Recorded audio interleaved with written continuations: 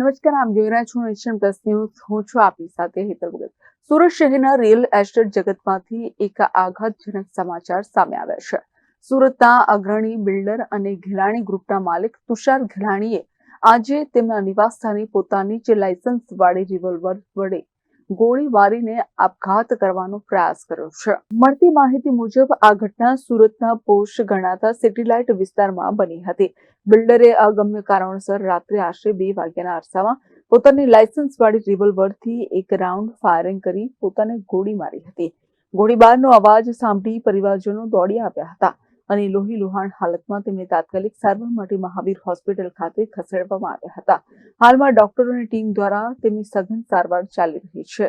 વધુમાં બિલ્ડર તુષાર ઘેલાણીની દીકરીના આજે લગ્ન લખવાના હતા અને 5 ફેબ્રુઆરીએ લગ્ન હતા. આજથી લગ્નની ખુશીઓની શરૂઆત થઈ રહી હતી. હાલ ઘણા મહેમાનોને ખબર ન હોવાથી ઘરે લગ્ન પ્રસંગમાં આવી રહ્યા છે.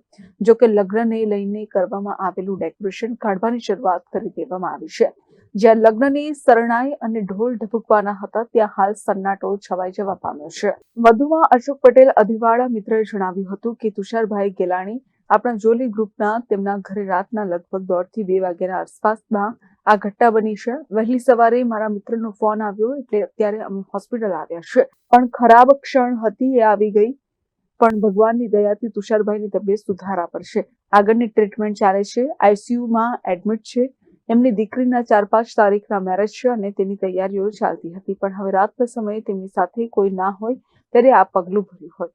પણ હવે અમે આગળની જે કોઈ પારિવારિક કે તુષારભાઈ સ્વસ્થ થાય જે કંઈ માહિતી હશે એ આપણે ચોક્કસ મીડિયા માધ્યમથી જણાવીશું તેમ જણાવ્યું હતું.